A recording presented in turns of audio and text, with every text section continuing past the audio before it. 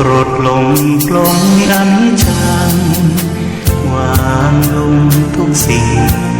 เมื่อจิตเรานิ่งเห็นธรรมทันที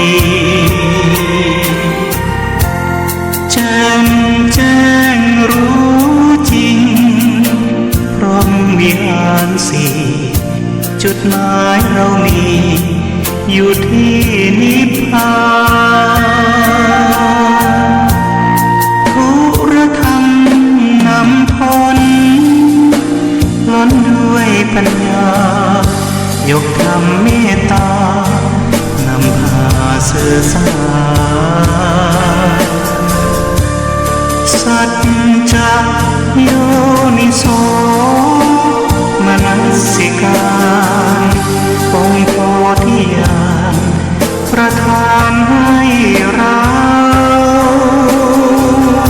จับนอกมองในไตรลักษณ์ให้นา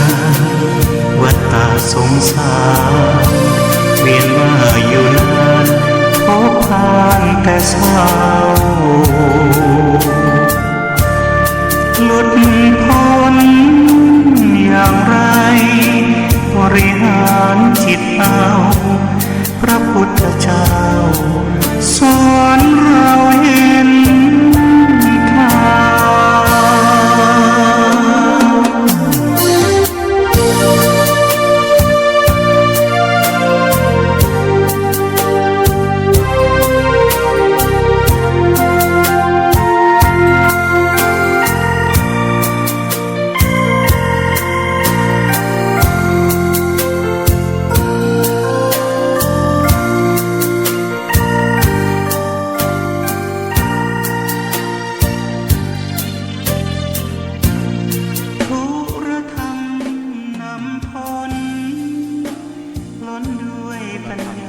จาก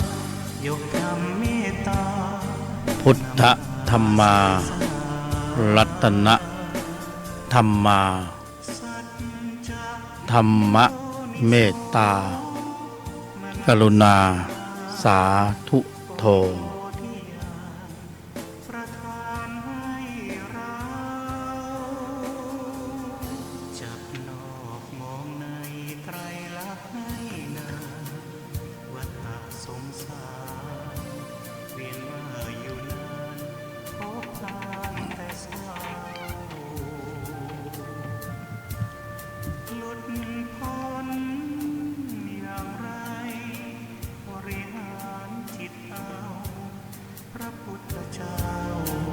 สอนเราเห็นทาง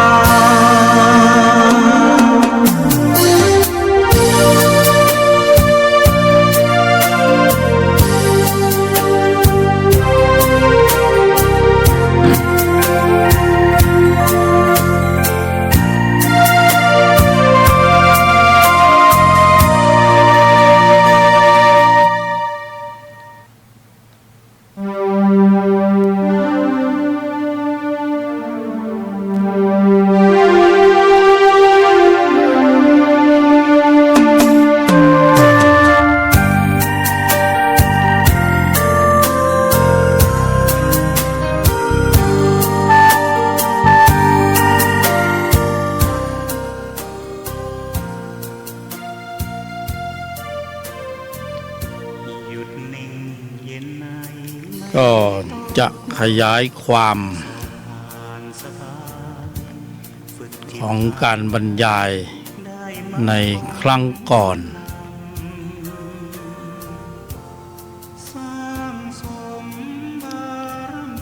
เพื่อความสมบูรณ์ถึงพร้อมของพระ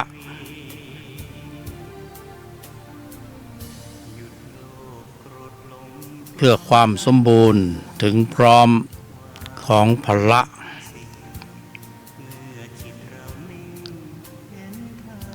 ในที่นี้ก็หมายถึงพละห้า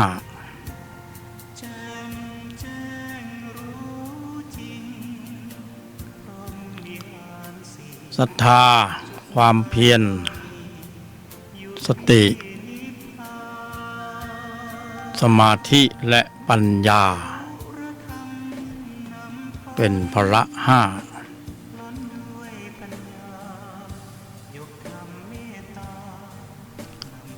สำหรับผู้ที่ปรารภความเพียรเพื่อความสมบูรณ์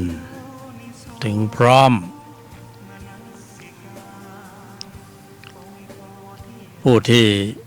ปรารภความเพียรความเพียรเขาก็ไม่มาลำดับดำเนินเจริญอยู่ในแนวทางนี้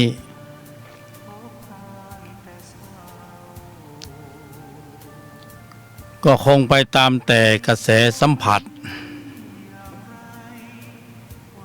ธุระโลกตามแต่วิสัยของโลกจะนำพาให้เพี้ยนไปในร่องรอยรูปแบบต่างๆสำหรับผู้ที่ปรารภความเพียรเพื่อความสมบูรณ์ถึงพร้อมของพละในภายในอย่างเราท่านทั้งหลาย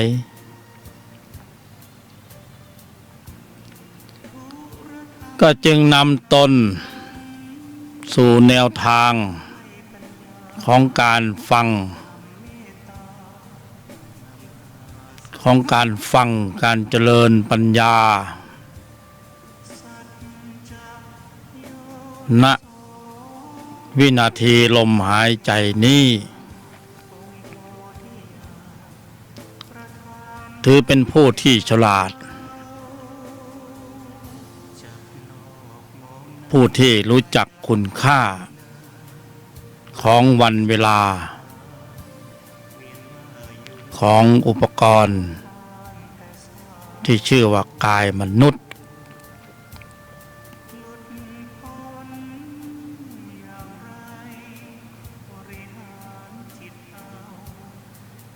ใช้ประโยชน์จากกายมนุษย์ให้สมประโยชน์มากที่สุด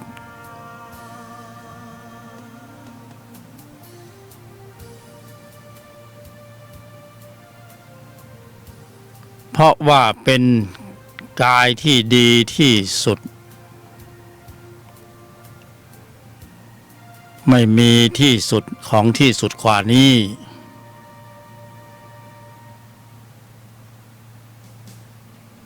เป็นความสมบูรณ์ถึงพร้อม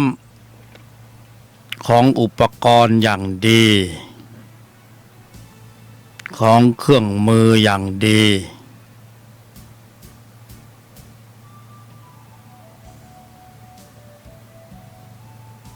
เพื่อสู่แนวทาง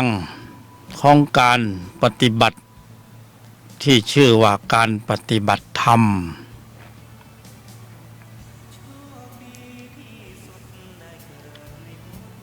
เพื่อบริหารการแสดงออก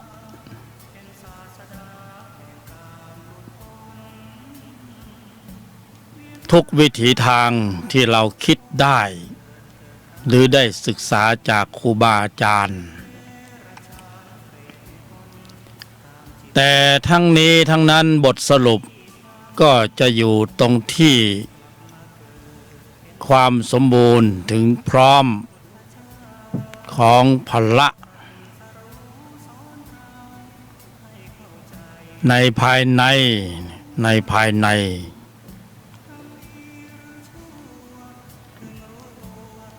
เพื่อให้สมบูรณ์ถึงพร้อมมากที่สุดเท่าที่โอกาส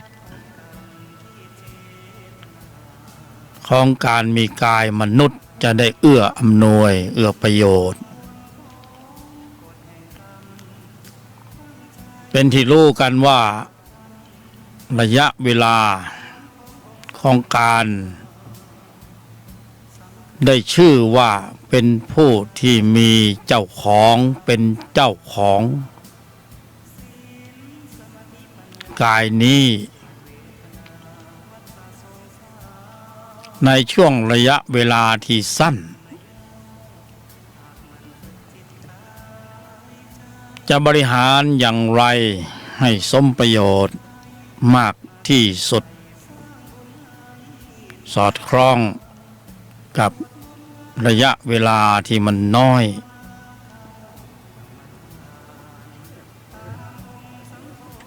ให้ได้กระทำในสิ่งที่สูงค่าทรงคุณค่ามากที่สุดก็เป็นที่รู้กันว่าสุดยอดของการแสดงออกต่างๆในพื้นโลกไม่มีการแสดงออกใดที่สมบูรณ์ถึงพร้อมที่สุดของที่สุดเทียบเท่าการปฏิบัติธรรมได้เลยเป็นที่สุดของการแสดงออกที่มวลมนุษย์มีโอกาสจะกระทำได้นั่นก็คือการปฏิบัติธรรมมีเรื่องราวต่างๆมากมายในโลกสัมผัสที่ให้พวกเราทั้งหลายได้ไปกระทำการกันในร่องรอยรูปแบบต่าง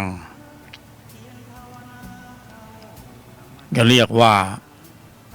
เป็นคนมีธุระโดยส่วนมากธุระโลก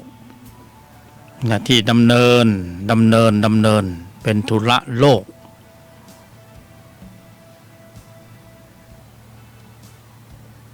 ตรงกันข้ามอย่างที่นำเสนอนี่ก็เป็นธุระอย่างหนึ่งที่เราไม่อาจจะปล่อยให้ผ่านไปเลยใครที่มีกายมนุษย์ปล่อยให้ผ่านไปก็เป็นเรื่องที่น่าเสียดายมากคือธุระธรรมคือการปฏิบัติธรรม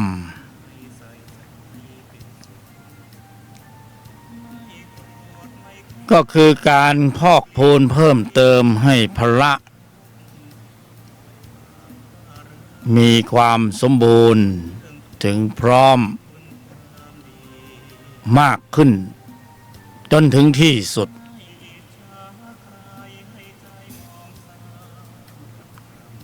ให้พละมีความสมบูรณ์ถึงพร้อมมากที่สุด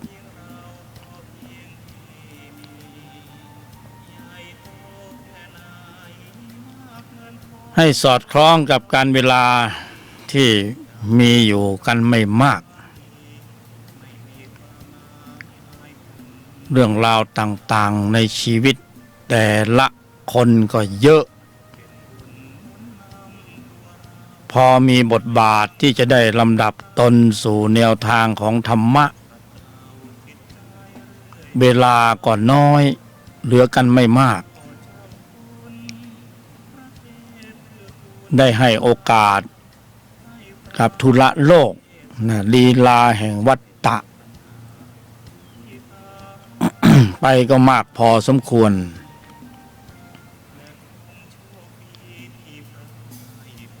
เพราะนั้นเวลานี้จึงเป็นเวลาที่มีความสำคัญเป็นเวลาที่มีคุณค่ามากที่สุด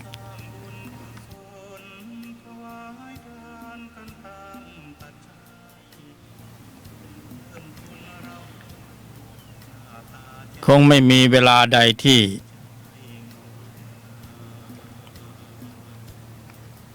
ทรงคุณประโยชน์มากเท่าช่วงเวลาขณะนี้ที่เราทั้งหลายยังมีกายสังขารเป็นมนุษย์และอยู่ในแนวทางของพระพุทธศาสนา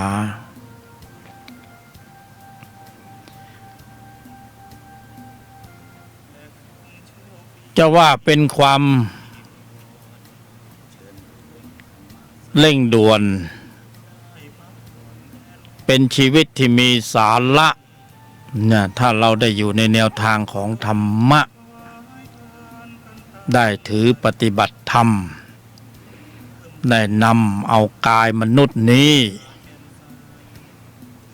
เรียกได้ว่าเป็นการใช้ให้สมประโยชน์มากที่สุดกว่าการแสดงออกการกระทำใดๆในโลกนี้เลยก็ว่าได้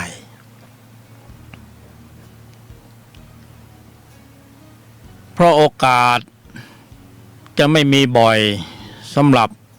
สรรพสัตว์ทั้งหลายที่เวียนตายเวียนเกิดในวัฏฏะเป็นช่วงโอกาสที่ดีมากที่สุดช่วงที่มาเกิดเป็นมนุษย์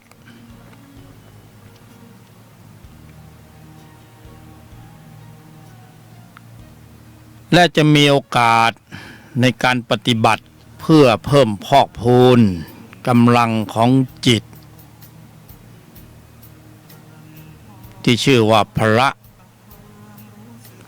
ห้าหรืออินทรีย์ห้าจิตที่มีกำลังจิตที่เป็นใหญ่ในหน้าที่ของตน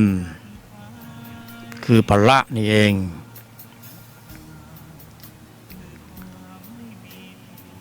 เราจะเพิ่มพูนเพิ่มเติมให้พละนั้นมีกำลังได้อย่างไรเราจะทำกันอย่างไรจะปฏิบัติกันอย่างไรให้พละนั้นมีกำลังแข็งแกร่งแข็งแรงทำไมต้องเป็นพละให้จิตอย่างอื่นแข็งแกร่งแข็งแรงไม่ได้หรือก็ต้องพละเท่านั้นที่สมบูรณ์มากที่สุดเพราะเราเห็นว่าพละนั่นก็เปรียบเทียบเหมือนแสงสว่าง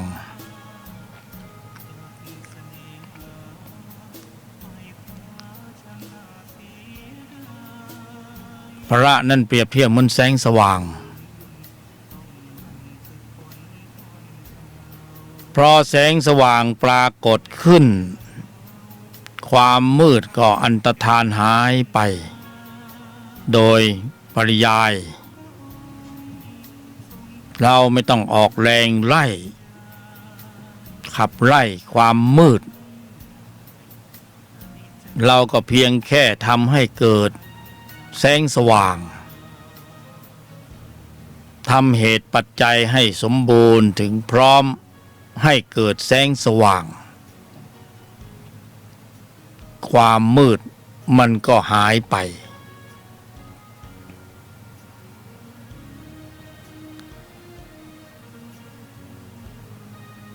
เราเปรียบความมืดเป็นกิเลสเป็นจิตที่มีตัวประกอบด้วยอกุศลจิตที่มีตัวประกอบด้วยเจตสิกธรรมที่เป็นอกุศลจิตเป็นอกุศลรวมเรียกว่าอกุศลจิตรวมเรียกว่าธรรมะสายเกิดหรือเป็นธรรมชั้นตัวในที่นี้ก็หมายถึงจิตที่มีตัวประกอบด้วยโลภะจิตที่มีตัวประกอบด้วยโมหะจิตที่มีตัวประกอบด้วยโทสะสรุปรวมเรียกว่าอกุศลจิตอกุศลธรรมสายเกิดธรรมชั้นตัวโลภะโทสะโมหะใช้คำว่าตัวนำหน้าให้เกียรติให้ค่าเขาได้แค่ คำว่าตัวธรรมสายเกิดหรือความมืด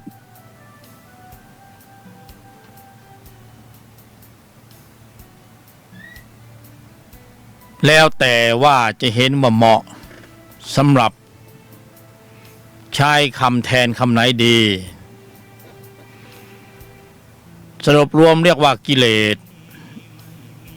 ธรรมสายเกิดธรรมชั้นตัว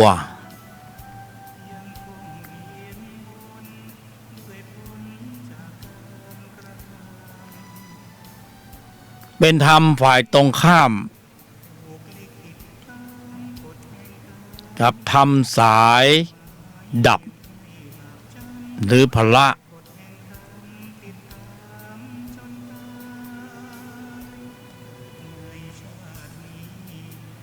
เมื่อพละปรากฏแข็งแกร่งแข็งแรงมันก็เหมือนแสงสว่างปรากฏเกิดขึ้นทำสายดับทำสายเกิดเหล่านั้นมันก็หายไปนะหมดกำลังไม่มีศักยภาพ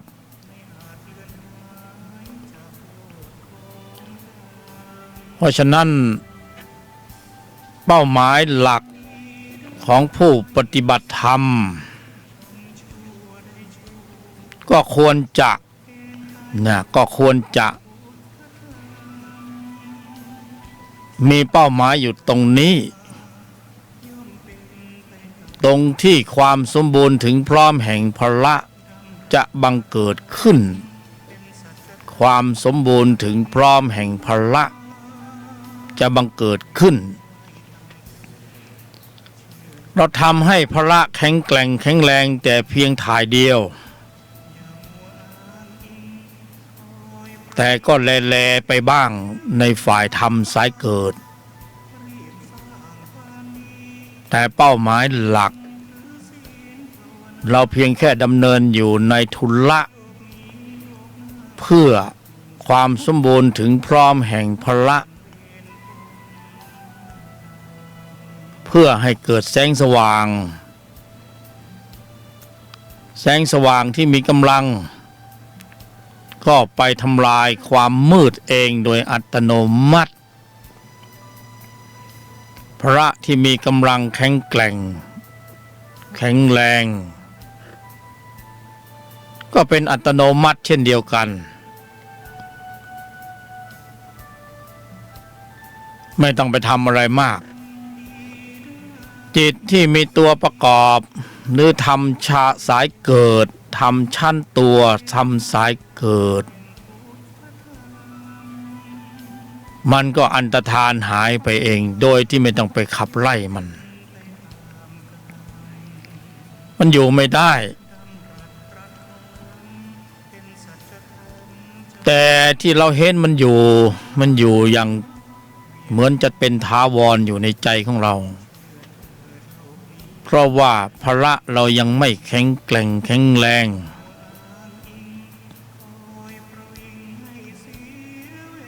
วันนี้จึงมาขยายความให้พละนั้นมีกำลังมากขึ้นเป็นเป้าหมาย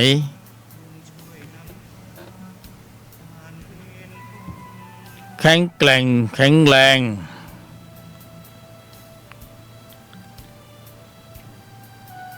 ด้วยกำลังของศรัทธาความเพียรสติสมาธิและปัญญา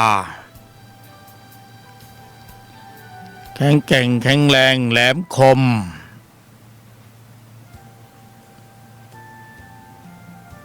เท่าทัน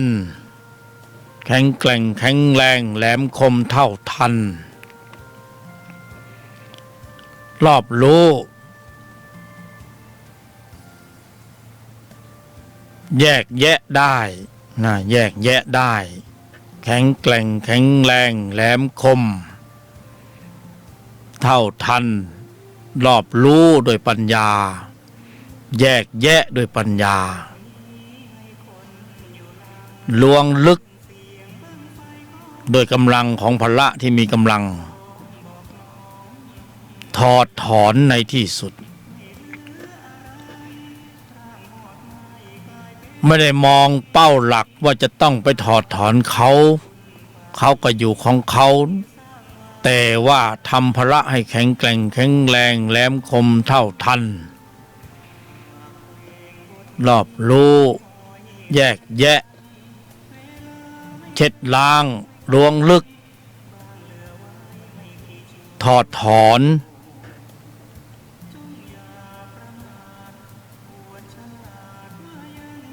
ทำสายเกิดออกจากระบบแต่ตอนนี้ทำสายเกิดยังไม่ได้รับการถอดถอนยังอยู่ยังอยู่ในใจของพวกเราทั้งหลายเราจะจึงต้องเพิ่มกำลังของพละให้ได้อย่างต่อเนื่อง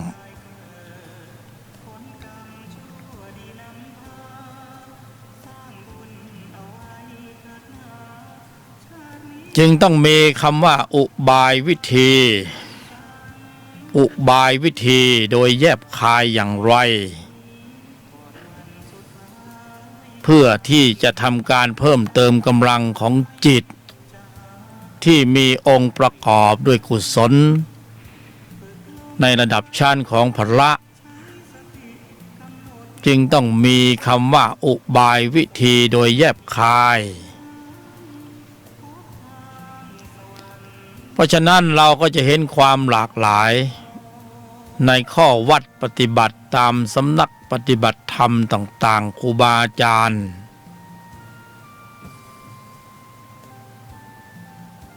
เหมือนร้านค้าแต่ละร้านก็ชูโรงว่าเจ้าเก่าก๋วยเตี๋ยวเจ้าเก่าดั้งเดิมอร่อยนักปฏิบัติธรรมทั้งหลายก็เลือกเอาจะเข้าร้านไหนจะเข้าร้านไหนเลือกเอา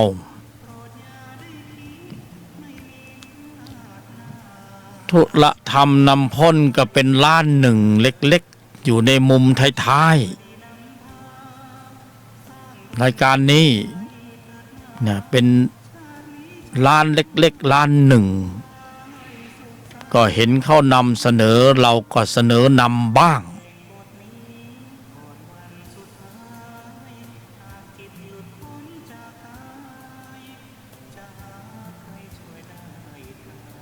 ก็น้อมนำเอาหลักการแนวทางมาประยุกต์ใช้ในชีวิตประจำวันแต่ไม่ได้ไปยกตนข่มท่านหรือข่มร้านอื่นว่าดีกว่าว่าเราดีกว่าสมบูรณ์กว่าถึงพร้อมกว่าก็หาเป็นเช่นนั้นไม่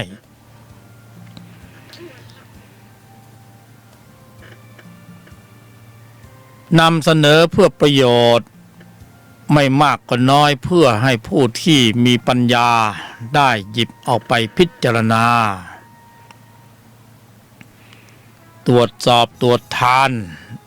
ในข้อวัดปฏิบัติของตนเองหรือในบัญญัติในประธรรมวินัยร้านนี้จึงไม่ได้มีความสำคัญอะไรมากมายเท่าไหร่นักเพียงแค่อยากนำเสนอเปรียบเหมือนร้านค้าร้านก๋วยเตี๋ยวก็นำเสนอให้พวกเราทั้งหลายได้เป็นทางเลือกก็ได้นำเอาธรรมมาประยุกต์ใช้ในชีวิตประจำวันเป้าหมายก็เพื่อความสมบูรณ์ถึงพร้อมแห่งพละ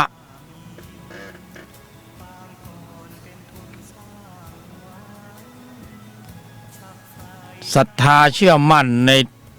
ตนของตนเองว่าพอมีดีอยู่บ้าง จึงได้นำเสนอก็บอกแล้วว่าเพื่อความสมบูรณ์ถึงพร้อมแห่งพละ เป็นธรรมะที่ศึกษาปฏิบัติมาในแนวทางของพระพุทธศาสนาแต่พอถึงบทที่จะนำสู่การปฏิบัติหรือปฏิบัติการธรรมะปฏิบัติการก็ได้อุบายวิธีประยุกต์ใช้ในชีวิตประจำวันโดยเยี่ยงอย่างนี้เพราะได้กล่าวไปก่อนหน้านี้แล้วว่าเพื่อความสมบูรณ์ถึงพร้อมแห่งพละอินทรีย์ห้าพละห้าเพราะฉะนั้นจะต้องขยายความให้ครอบคลุมไปถึงบทสรุปบทสุดท้ายว่าแล้วถ้าจะปรุงให้เกิดความสมบูรณ์ถึงพร้อมแห่งพละนั้นจะลงมือปฏิบัติอย่างไรมันเป็นอย่างนั้นจะลงมือปฏิบัติอย่างไรเพื่อไปสู่ความสมบูรณ์ถึงพร้อมของพละอย่างที่ว่านั่นจะลงมือปฏิบัติการหรือธรรมะปฏิบัติการโดยเยี่ยงอย่างไรในชีวิตประจำวันนะซึ่งมันมีภารกิจธุระหน้าที่การงานต่างๆมากมายเต็มไปหมดแล้วจะนำธุระธรรมเข้าสู่ชีวิตประจำวันแทรกเข้าไปได้สักนิดสักหน่อยได้อย่างไรก็ต้องขยายความนะวันนี้จึงมาขยายความเพิ่มเติมให้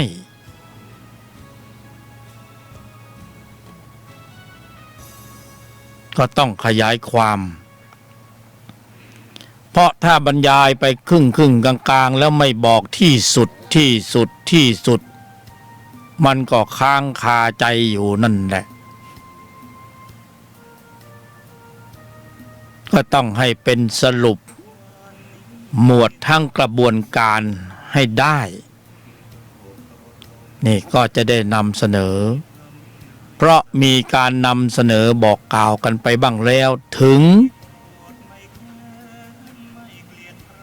บทปฏิบัติการหรือวิธีการ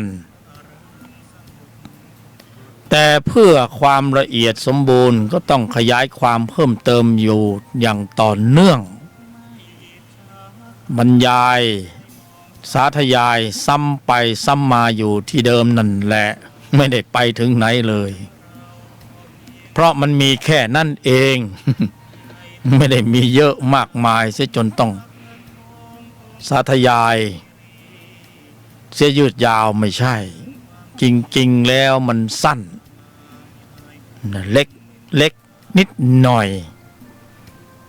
ไม่เหมือนกับร้านอื่นที่เราไปเข้ามาแล้วแต่ก็อย่าไปเห็นเขาผิดให้เปรียบเทียบตรวจทานพินิจพิจารณาดูร้านไหนอร่อยเข้าท่าเราก็เข้าร้านนั้นหรือจะเป็นเห็นว่าดีน่าจะเป็นค้าประจำก็ได้ไม่ได้ว่าอะไร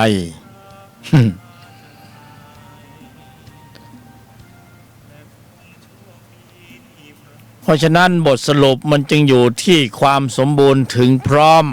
นะเพื่อความสมบูรณ์ถึงพร้อมแห่งพละเมื่อพละมีความสมบูรณ์ถึงพร้อมกิเลสก็ไม่ต้องไปวอรี่เขาไม่ต้องไปห่วงเขาไม่ต้องไปไล่เขาไม่ต้องไปกังวลถึงเขา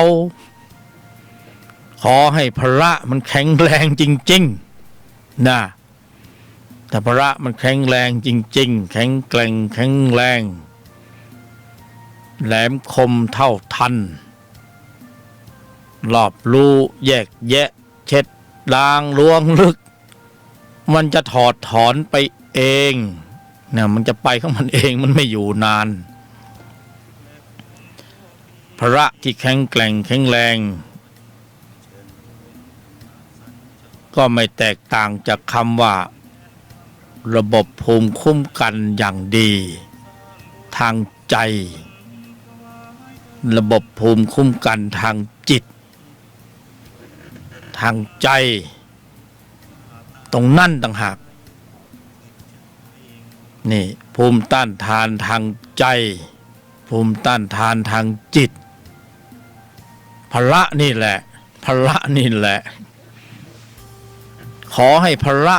แข็งแกร่งแข็งแรงจริงๆภูมิต้านทานก็จะแข็งแกร่งแข็งแรงภูมิต้านทานทางใจทางจิตกิเลสมันก็คือเชื้อโรค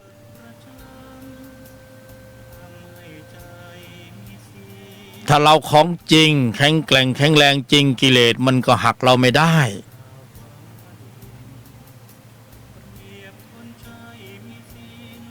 เหมือนภูมิต้านทานทางร่างกายนั่นแหละแต่เราแข็งแกร่งแข็งแรงจริงภูมิต้านทานทางกายเรามีจริงเชื้อโรคนะไวรัสมันก็หักร่างกายนี่ไม่ได้นะตัวเก่าๆที่เคยเจอมาแล้วเขาก็มีวัคซีนฉีดเข้าไปก็มีภูมิต้านทานให้แก่เชื้อโรคนะชนิดนั้นตอนเราเป็นเด็กพ่อแม่เขาพาไปฉีดวัคซีนหรือบางคนมี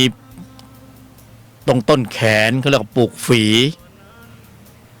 เนี่ยป้องกันโรคฝีดาษเดี๋ยวนี้ไม่เจอมันมีวัคซีนป้องกันแต่ถ้าตัวใหม่ๆมาในปัจจุบันก็ยังหาวัคซีนป้องกันยังไม่ได้เพราะมันมาแปลกมันมาใหม่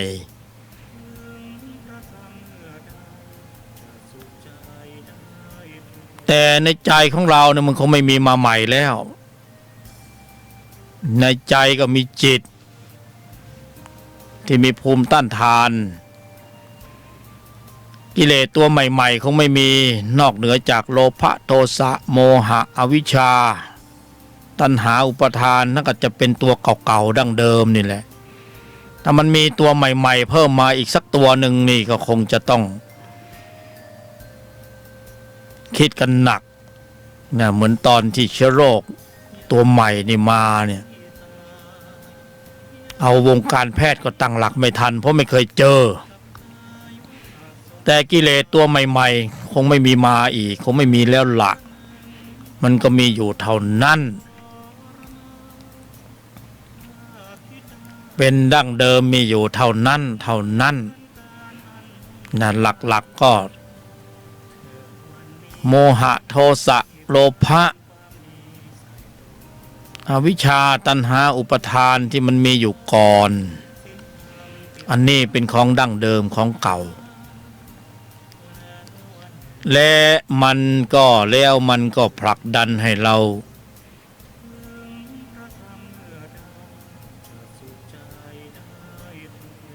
เป็นธาตุนะ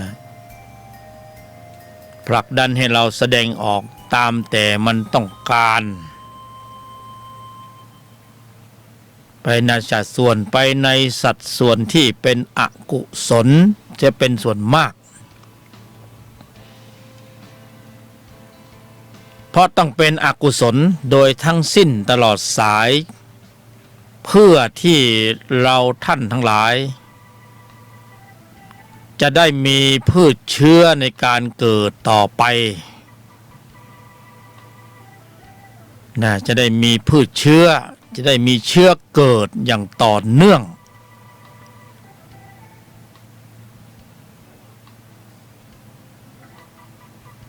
เชื้อเกิดจะได้มีอย่างต่อเนื่องเขาก็ ชี้นำให้สรรพสัตว์ทั้งหลายหรือเราท่านทั้งหลายแสดงออกไปตามแต่อำนาจการของจิตในฝ่ายอกุศลเนี่ยเรียกว่าธรรมะสายเกิดหรือจิตชั้นตัวหรือธรรมะสายดำสายมารนี่มันอยู่ในใจของเราผลักดันให้เราทั้งหลายแสดงออกในสัดส่วนที่เป็นอกุศลเพื่อที่จะเพิ่มเติมนะพืชเชื้อของอกุศลจิตของอนุสัยกิเลสเนี่ยให้มีกำลังมันก็มีกำลังแข็งแกร่งแข็งแรงเหมือนกันนะถ้ามันไม่แข็งแกร่งไม่แข็งแรงเพียงพอเนี่ยพวกเราก็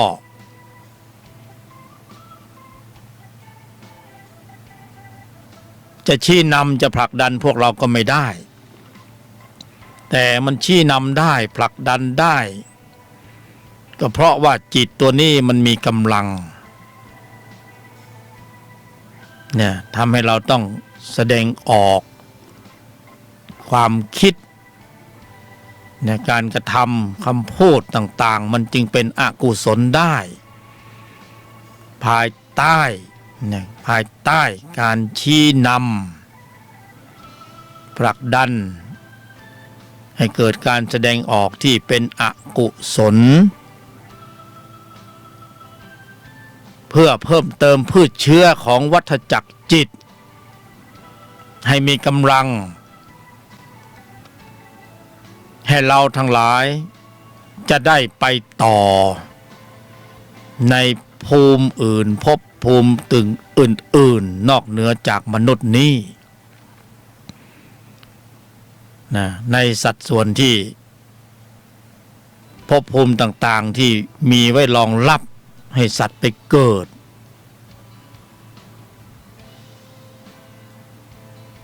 แต่ธรรมชาติก็ให้โอกาสของธรรมสายดับมีอยู่เป็นธรรมที่ตรงกันข้ามกับธรรมสายเกิดฝ่ายมารก็ส่งเสริมให้เรากระทำความชั่วในสิ่งที่เป็นอกุศลธรรมสายดับก็มีอยู่ในใจเช่นเดียวกันนะมีอยู่ในใจเราเช่นเดียวกันอยู่ด้วยกันนี่แหละนะเรียกว่าธรรมสายดับนะธรรมชั้นต้นนะธรรมชั้นต้นอยู่ด้วยกันในองค์รวมเดียวกันเรียกว่าเรานะเรียกว่าเราในบางโอกาสผู้บรรยายก็จะแยกแยะให้เห็นว่าเรานั่นน่ะมีสองส่วนหนึ่งเป็นธรรมสายเกิดเรียกว่าตัว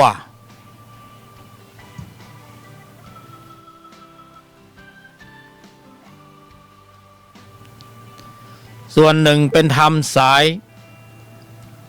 ดับนะเรียกว่าต้นหนึ่งตัวเกิดหนึ่งต้นดับรวมเรียกว่าเราหนึ่งเรานะแยกเป็นสองส่วนคือหนึ่งตัวเกิดหนึ่งต้นดับธรรมสายเกิดพวกเราคุ้นเคยอย่างมากนะอย่างมากเนี่ยธรรมสายเกิดโลภะโทสะโมหะอวิชชาตัณหาอุปทานกิเลสการกระทำกรรมต่างๆพวกเราคุ้นเคยเป็นอย่างดียิ่ง เป็นอย่างเยี่ยมเป็นอนุรักษ์นิยมดีเด่นต้องการให้ จิตในฝ่ายที่เป็นอกุศลชั้นตัวอย่างนี้อยู่ในใจอยู่ตลอดเวลาเราคุ้นเคยเป็นอย่างยิ่งนะไม่ต้องบอกไม่ต้องซ้อนก็ทำเป็นเพราะเราคุ้นเคยมาโดยตลอดเป็นธรรมสายเกิดลำดับดำเนินแล้วปรุงแล้วแต่งแล้วกระทำการแล้วออกมาแล้วทางระบบคิดพูดทำแล้วสมบูรณ์แล้วแสดงออกสมบูรณ์แล้วด้วยกรรมนั้นนะมีของดีที่เขาแถมให้เขาจะแถมให้มีความสุขให้บ้างแต่ว่าสุขดิบสุขก็ยังไม่สุขจริงๆสุขแบบลังเลสุขแบบคลางแคลงสงสัยสุขแบบมีนัยยะเหมือนรู้ว่าให้เราสุขนิดๆหน่อยๆแต่นั่นแหละคือเหยื่อ คือเหยื่อเนี่ยให้เรากินแต่เรากินแล้วเราก็ไม่โปร่งใจทั้งหมดกินแล้วเราก็กินแล้วก็อยากกินอีกกินแล้วก็ไม่เคยอิ่มสักทีนะมันเป็นอะไรมันทำไมไม่อิ่มสักทีนะพยามารป้อนให้สรรพสัตว์ทั้งหลายกินซะจนเพลิดเพลินแต่กินแล้วก็ยังสงสัยอยู่ว่ามันยังไงกันนะอันนี้มันเหยื่อหรือเปล่าหรือว่าพยามารให้เราด้วยความรักความปรารถนาดี ด้วยความจริงใจทำไมป้อนให้กินกามเกียรติให้แก่เราหรือโลกธรรม8เนี่ยให้เราหลงเพลิดเพลิน จนเราคุ้นเคยทั้งหลายคุ้นเคยและเป็นวิถีชีวิตไม่อาจจะพรากจากกามเหล่านี้ได้ เรารู้สึกว่ามันเป็นอะไรที่หอมหวานนะแต่จริงๆมันหวานแต่ภายนอกข้างในมันขมมันโคตรขมและที่สุดท้ายมันก็ผุดโผล่ออกมาได้เราก็รู้ความจริงว่าที่แท้แล้วมันคือทุกข์ดีๆนี่เอง ที่แท้แล้วมันก็คือสภาวะทุกข์นะสภาวะทุกข์ของจริงๆนี่เองในบอกว่าหอมหวานที่แท้ก็คือสภาวะทุกข์นี่เองนะทุกข์ก็เกิดขึ้นในที่สุดนะหลังจากที่สุขดิบแล้วทุกข์ก็เกิดขึ้นในที่สุดความวิตกกังวลความห่วงหาอะไรอาวรณ์นะความเครียดแค้นชิงชังความอึดอัดขัดเคืองความเหนื่อยหน่ายท้อแท้ความเบื่อความกลุ้มความเซ็ง มันก็ทุกข์ดีๆนี่เองแม่กรอบข้างนอกจะหวานแหววข้างในขมปีเลยมันเป็นซะอย่างนี้นี่คือเหยื่อสุดท้ายเราก็รู้ว่าโอ้หลงเสพสัมผัสอยู่ตั้งนานที่แท้มันก็คือเหยื่อดีๆนี่เองติดเบ็ดแล้วนะเราติดเบ็ดติดเหยื่อพยามารติดแล้วติดอีกไม่รู้จะหลุดลอดออกไปจากวังวนนี้ได้อย่างไร ไม่ง่าย แต่วันนี้เรามีโอกาสแล้วเราจะออกอย่างไรก็เดินตามที่พระพุทธเจ้าสิตรัสรู้แล้วเนี่ยเดินตามพระพุทธองค์นั่นคือทางออกจากวัฏฏะสงสารนั่นคือทางออกเดินตามพระพุทธเจ้า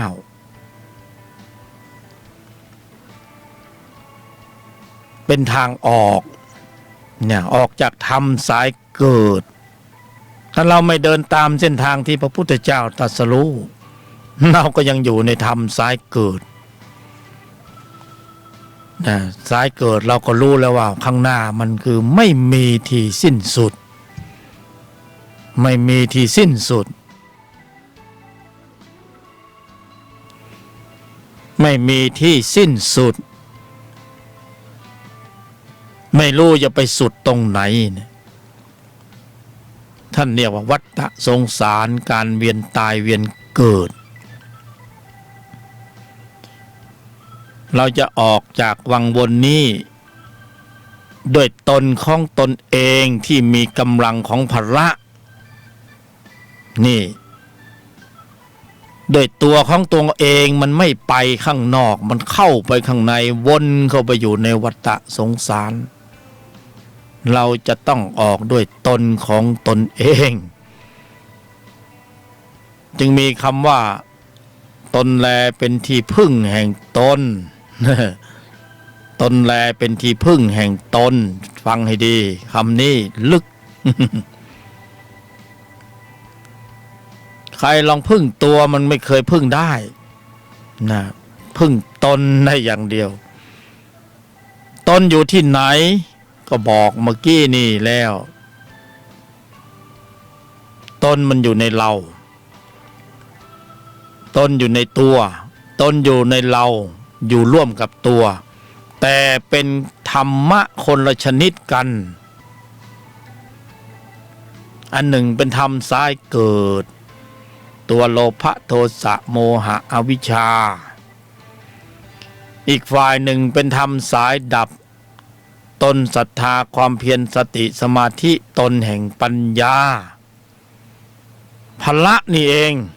พละนี่เอง อะไรอีกพละห้าอินทรีย์ห้าอยู่ในใจเรานี่แหละ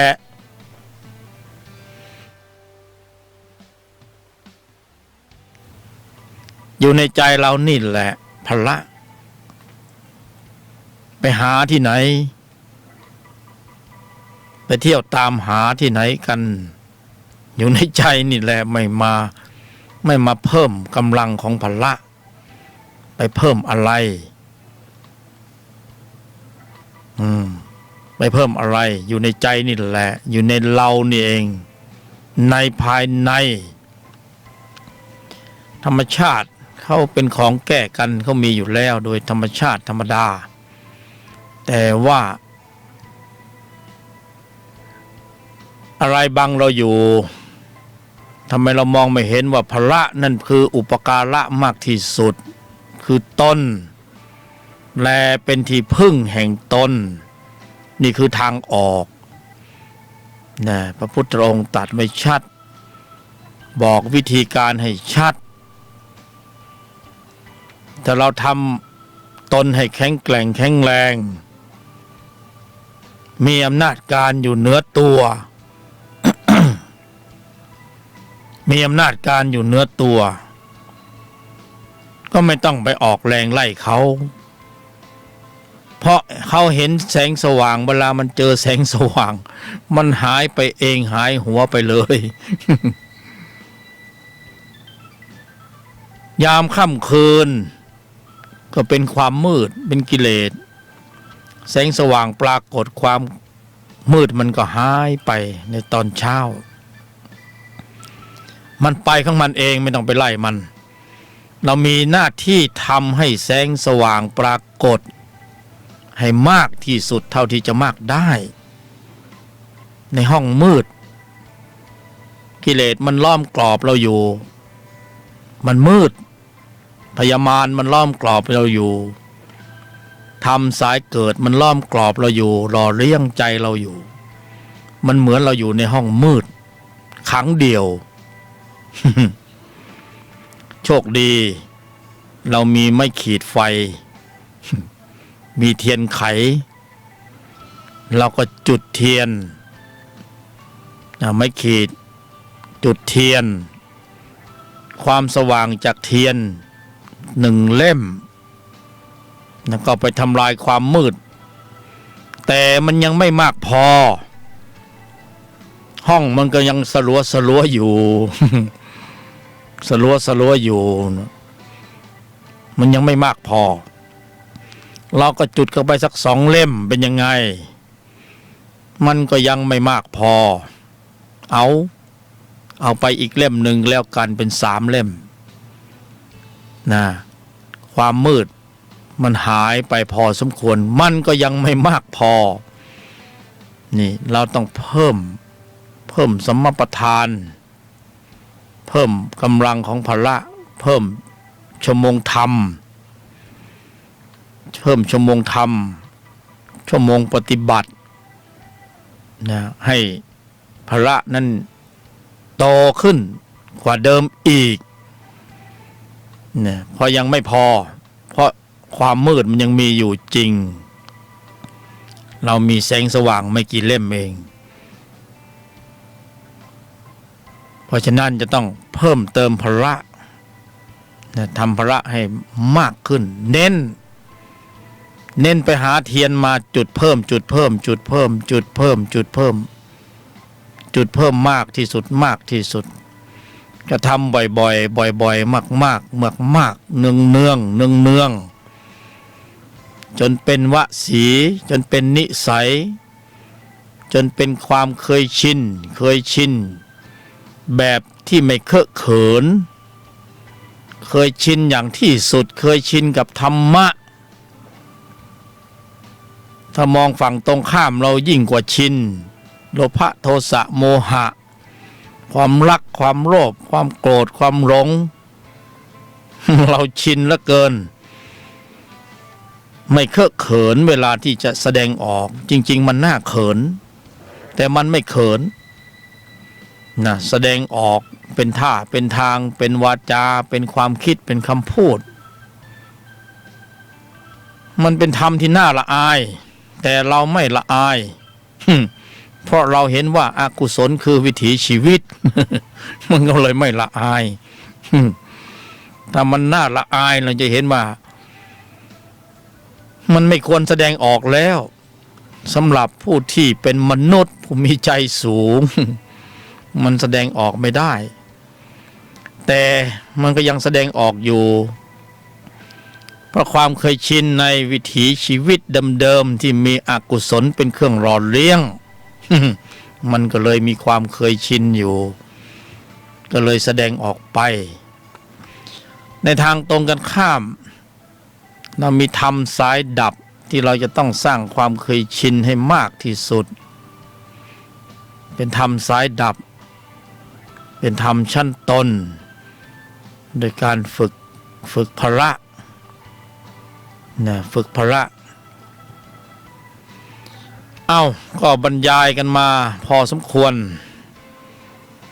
ก็จะบอกว่าถ้ายังไม่ถึงที่สุดมันก็ยังค้างคาอยู่ไหนๆก็มาถึงวาระแห่งชีวิตเวลาก็เหลือน้อยนะโควิด-19ก็เจริญงอกงามดีแล้วก็น่าเวทนาขอแสดงความเสียใจกับมวลมนุษย์ทั้งหลายในทั่วโลกที่สังขารของท่านทั้งหลายถูกทำลายไปอุปกรณ์ถูกทำลายไปตอนนี้มันก็ยังระบาดอยู่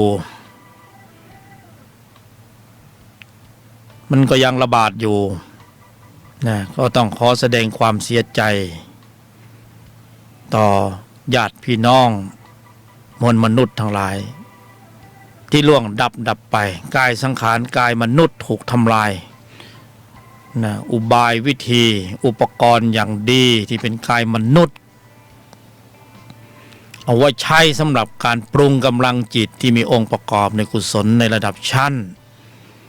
เพื่อพอกพูนเพิ่มเติมกำลังของพละนะอุปกรณ์นั่นไม่มีแล้วนะ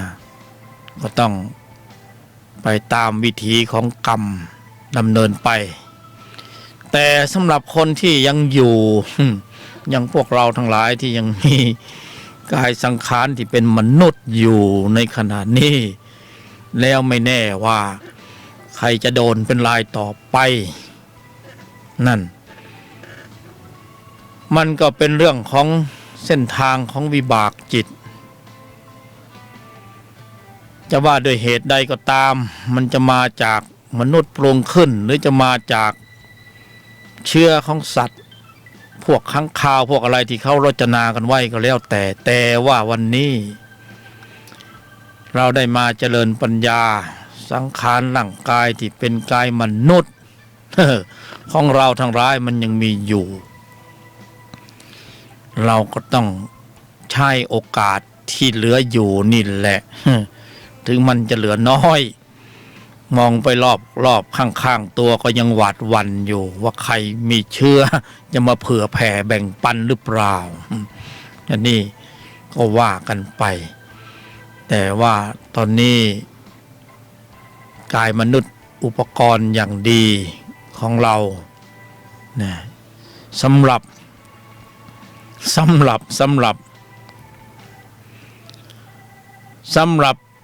ปรุงกำลังจิตที่มีองค์ประกอบในกุศลในระดับชั้นของมรรคด้วยนะอุบายวิธีอย่างแนวทางของรายการธุระธรรมนำพ้นแขนงหนึ่งเนี่ยซึ่งไม่เป็นมาตรฐานเหมือนสำนักปฏิบัติธรรมอื่นๆที่ท่านนำเสนอเราก็เรียนรู้ศึกษาแต่ว่าสิ่งที่นำเสนอเป็นเพียงแค่การนำมาประยุกต์ใช้ในชีวิตประจำวันเป็นแนวทางหนึ่งไม่เป็นมาตรฐานไม่ได้มาอุตริเพื่อชี้นำให้เราทั้งหลายออกนอกทิศทางแต่รู้แต่ว่าเคยเอาไปลองทำแล้วปฏิบัติแล้วคำตอบที่ได้คือมันดีคำตอบที่ได้คือดี ดีก็มีประโยชน์เห็นว่ามีประโยชน์ดีจริงดีมีประโยชน์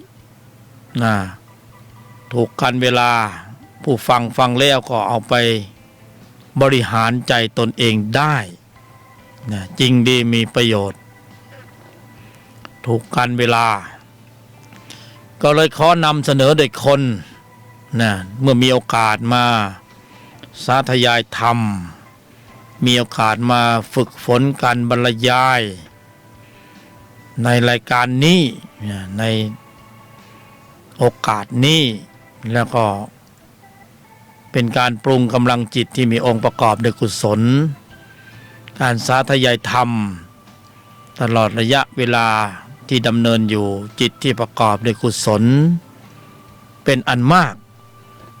เจริญ เกิดขึ้นในใจของพวกเราท่านทั้งหลายผู้ที่ได้ดำเนินในแนวทางแห่งพระพุทธศาสนากุศลจิตเกิดก็จึงน้อมนำให้เราทั้งหลายได้ฝึกฝนด้วยนะเพราะเป้าหมายคือต้องการทำให้พระมีกำลังเพราะนั้นการที่จะนำให้พระมีกำลังก็ต้องเข้าสู่กระบวนการนะเข้าสู่กระบวนการธรรมะปฏิบัติ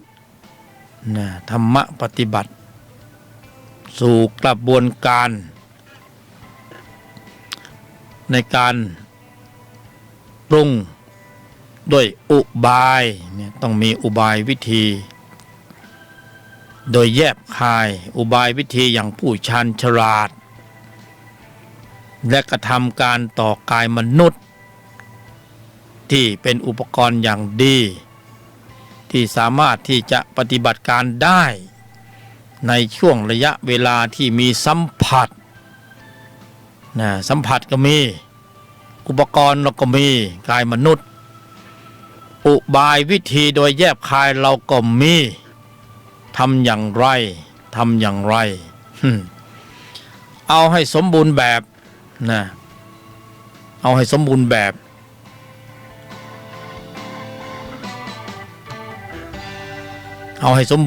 เป็นองค์คณะใหญ่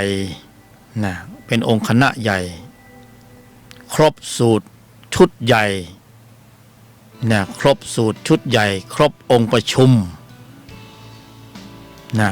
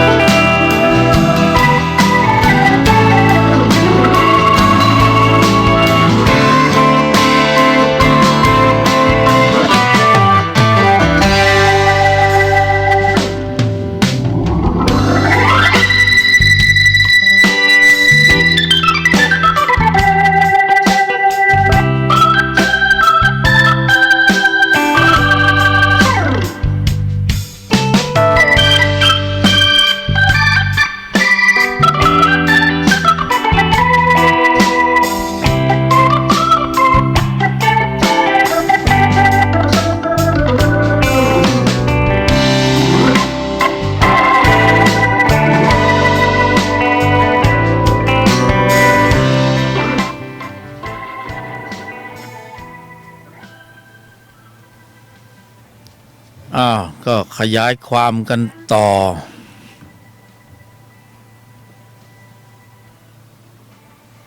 เพื่อความสมบูรณ์ถึงพร้อมของพละเราก็ต้องมีอุบายวิธีโดยแยบคายนะอุบายวิธีบทสรุปของคำว่าวิธีการปฏิบัตินะธรรมะปฏิบัติเชิงลุกนะเชิงลุกคือเปิดเกมลุกเคยมาเรื่องการปฏิบัติธรรมะปฏิบัติเคยปฏิบัติมาในเชิงลับกันบ่อยมากธรรมะปฏิบัติเชิงตั้งลับไม่พอนะไม่พอสำหรับกายมนุษย์ทำได้มากกว่านั้นอีกนะตั้งรับไม่พอแค่ใจสงบไม่พอใจนิ่งไม่พอภาษาพยามารบอกว่าบ่ย่านนะไม่ระคายผิวธรรมะปฏิบัติเชิงตั้งรับไม่พอนิ่งเป้าหมายคือความนิ่งไม่พอความสงบก็ยังไม่พอ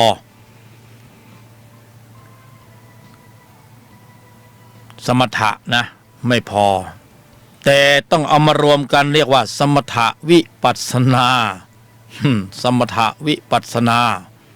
เพราะนั้นสมถะจึงยังไม่พอนิ่งยังไม่พอเท่าไหร่ไม่ระคายผิวมารจิตสงบก็ยังไม่พอเพราะเป็นธรรมะปฏิบัติในเชิงตั้งรับอยู่อย่างนี้เราก็ลบไม่ได้ชนะไม่ได้ก็ยังตกอยู่ใต้อำนาจของพยามารอยู่ดีเพราะเรามัวแต่ใช้ยุทธวิธีในการตั้งรับเสียเวลาไปมากพอสมควรค่อนครึ่งชีวิต ค่อนครึ่งชีวิตนะเราตั้งรับไม่พอหรอกนะกายมนุษย์นะถึงแม้จะล่อแร่ป้อแป้ แต่ว่าทำอะไรได้มากกว่านั่นอีกคือต้องเป็นธรรมะปฏิบัติในเชิงลุกทำปฏิบัติในเชิงลุกก็ไม่ใช่ว่าเราจะลุกเหมือนการลบในพื้นที่สมัยก่อนในสงครามโลกหรืออะไรพวกนี้คือตั้งกองทหารลุกคืบหน้าเข้าไปยึดพื้นที่ของประเทศข้างเคียงที่เป็นศัตรูแต่ในที่นี้ไม่ได้อย่างนั้นธรรมะปฏิบัติเชิงลุกไม่ต้องลุกเข้าไปในข่ายของพวกกิเลสทั้งหลายที่เขามีพื้นที่ครอบคลุมอยู่ เราไม่ต้องบุกเข้าไปข้างในให้เหนื่อยเปล่าเขาก็อยู่ของเขาอย่างนั้นจิตที่มีตัวประกอบทำสายเกิดกิเลสมันก็อยู่ของมันแต่ว่าเรารู้มากกว่านั้นอีกว่าถ้าหากว่าเราแข็งแรงเพียงพอมันก็ไม่กล้าบุกจิตที่มีตัวประกอบด้วยอกุศลจิตในภายในมันก็ไม่กล้าบุกถ้าเราแข็งแรงเพียงพอนี่ในที่นี้ก็คือพละแต่พละแข็งแรงจริงแข็งจริงหรือเปล่า กลัวจะแข็งแรงไม่จริงเพราะว่าเราเข้าใจว่าธรรมะปฏิบัติในเชิงตั้งรับทำให้เราแข็งแกร่งแข็งแรงแล้วจริงๆเรายังไม่แข็งแรงเราตั้งรับมานานเราแค่จิตสงบแค่จิตนิ่งเราก็นึกว่าเราแข็งแรงแล้วเรายังไม่แข็งแรง ยังไม่แข็งแรงนะหรือเราว่าเราหรือใครจะบอกว่าตัวเองตนแข็งแรงแล้วก็แข็งแรงเอ้าท่านว่าดีแล้วท่านก็ว่าดีไม่จำเป็นต้องมาเชื่อผู้บรรยายหยกธรรมเพราะว่าผู้บรรยายคนนี้อาจจะพาพวกเราเข้าป่าก็ได้ ก็ได้นะไม่ต้องไปเชื่อ ใช่หลักกลมสูตรไม่ต้องเชื่อแต่เขามาพูดว่ายังไม่พอจิตสงบยังไม่พอนิ่งยังไม่พอแล้วจะมีอะไรมากกว่านี้อีก มีไหม มีไหมเนี่ยเพราะเราปฏิบัติธรรมส่วนมากเราก็อยากจะสงบนะเราสงบแล้วนิ่งแล้วก็มันก็โอเคนะจิตสงบนิ่งลมหายใจเข้าออกบริกรรมภาวนาก็โอเคนะโอเคจิตสงบเราก็วิตกวิจารนะวิตกวิจารถึงคำบริกรรมภาวนาวิตกวิจารเดี๋ยวสักพักนึงก็คือนึกวิตกวิจารคือนึกคิดตึกตรองนะนึกคิดตึกตรองประคองไว้นึกคิดตึกตรองประคองวิตกวิจารในคำบริกรรมภาวนาแล้วก็คำภาวนาหายไปในอิริยาบถนั่งวิตกวิจารปีติเกิดขึ้นบ้างสุขนะปีติสุขเอกคตาตั้งมั่นนิ่งสงบเย็นเบากายเบาใจเพลินดีเหลือเกินนะไม่หลงก็ไม่รู้จะว่ายังไงละ ใครถึงตรงนี้ไม่หลงก็จะว่าอย่างไงเขาบอกอย่าเพิ่งหลงจนเกินไปเนี่ยเขาบอกมาอย่างนั้นแต่มันก็ชวนให้หลงเพราะว่ามันสงบมันเย็นมันเบาสบายนะตัดเครื่องรับรู้ต่างๆรอบตัวหมดเหนื่อยมามากทั้งวันแต่พอมานั่งสงบมันก็สงบก็นิ่งก็เย็นเบาปีติสุขเอกคตาขนลุกขนพองเบาเนื้อเบากายเบาตัว วนให้หลงไหลเหมือนกันนะชวนให้หลงไหลเหมือนกันชวนให้ติดใจเหมือนกันนะบางวันก็นั่งได้แป๊บเดียวก็เข้าถึงบางวันก็เข้าไม่ถึงสักครั้งเลยหายไปเลยบางวันก็แป๊บเดียวก็นิ่งบางวันแป๊บเดียวก็สงบบางวันก็เข้าไม่ได้เลยเป็นจะอย่างนี้กิเลสก็รู้สึกว่ามันจะพร่องไปนะโทสะโลภะโมหะมันก็น่าจะเบาบางนั่นน่าจะเบาบางแต่ว่าไม่รู้จริงๆข้างในมันเบาจริงหรือเปล่า เพราะมันไม่ได้มาบอกเรานี่ว่ามันเบาแล้วนะอนุสัยกิเลสมันมีเหลี่ยมเยอะครับมันมีเล่ห์เหลี่ยมเพทุบายเยอะเราผู้ปฏิบัติผู้เห็นตรงบางทีก็ไม่ทันเขานะนิ่งในสงบเย็นผู้บรรยายยกธรรมมาบอกไม่พอไม่สมฐานะของการเกิดเป็นมนุษย์ในชาตินี้เลยมันต้องได้มากกว่านั้น มันต้องได้มากกว่านั้นเพราะว่าระดับนี้มันยังปิดเกมไม่ได้ยังปิดจ็อบไม่ได้ยังออกจากระบบไม่ได้นะออกจากวัฏฏะยังไม่ได้ยังออกไม่ได้มันไม่พอกายมนุษย์ทำได้มากกว่านั่นอีกให้สมประโยชน์สมกับศักดิ์ศรีของการเกิดเป็นมนุษย์ที่ทำได้มากกว่านั่นอีกไม่เพียงแค่เท่านี้ มากกว่านั่นอีกต้องปิดจ็อบออกจากระบบต้องปิดจ็อบปิดเกมออกจากเกมให้ได้เนี่ยเกมที่ว่านี่เกมแห่งวัฏฏะสงสารที่เราเวียนตายเวียนเกิดเล่นอยู่ในเกมของเขาเนี่ยเราอยู่ในเกมของเขานะเราไม่ได้เป็นตัวของตัวเองเราอยู่ในเกมของมารชี้นำให้เราเดินคิดพูดทำอย่างนั้นเป็นเกมของมารนี่โชคดีมีพระพุทธเจ้ามาตรัสรู้มีพระมาโปรด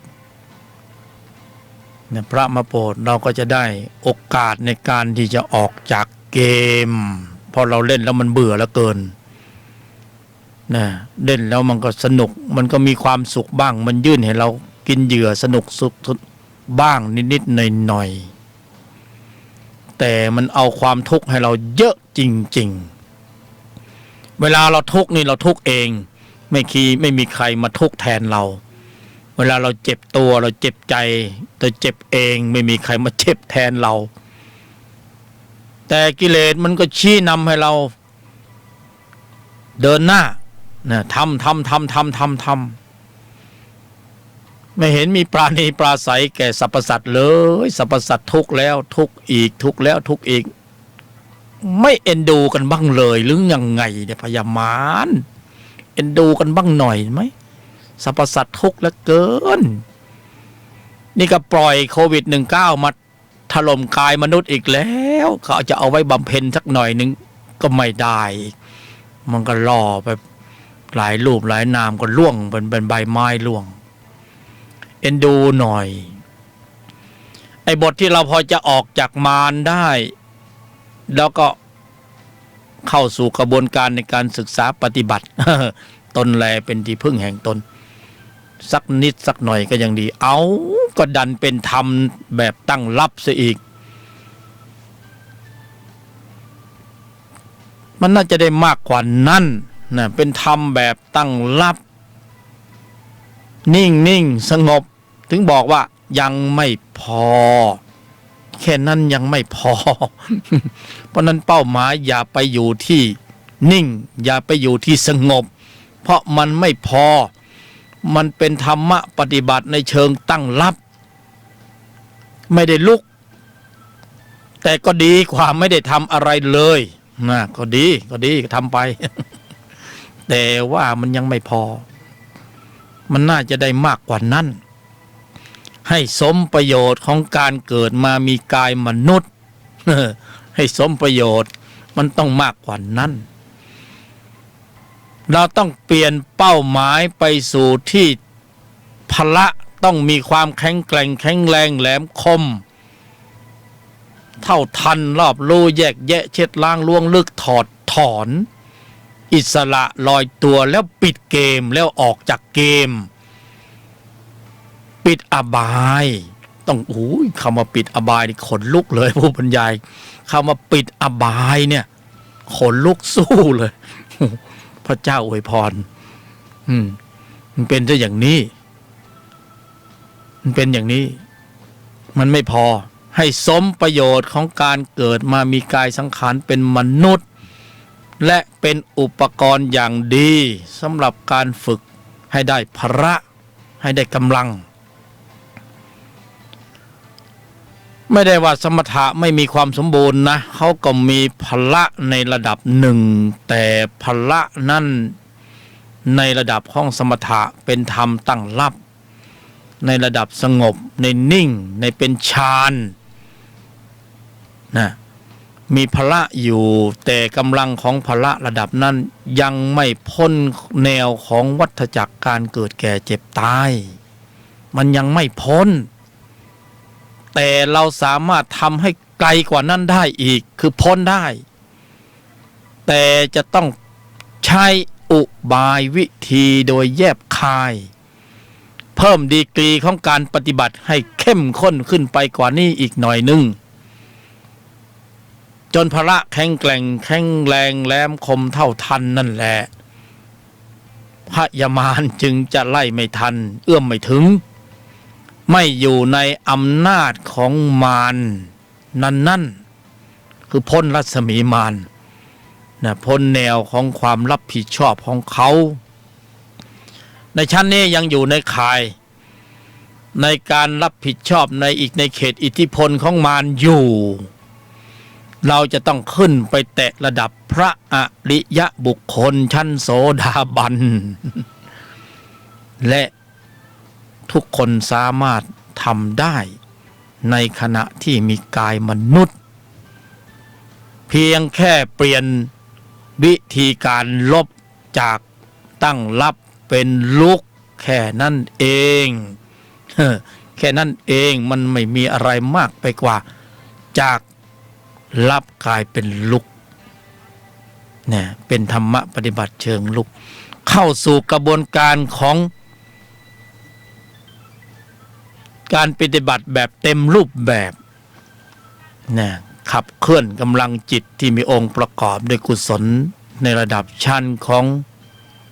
โพธิปักขิยธรรม37ประการขยายความจากครั้งที่แล้วว่าเหมือนเป็นกองทัพใหญ่องค์คณะใหญ่ที่มีทัพหน้าที่มีการขับเคลื่อนวางระบบจัดระเบียบทัพแบบ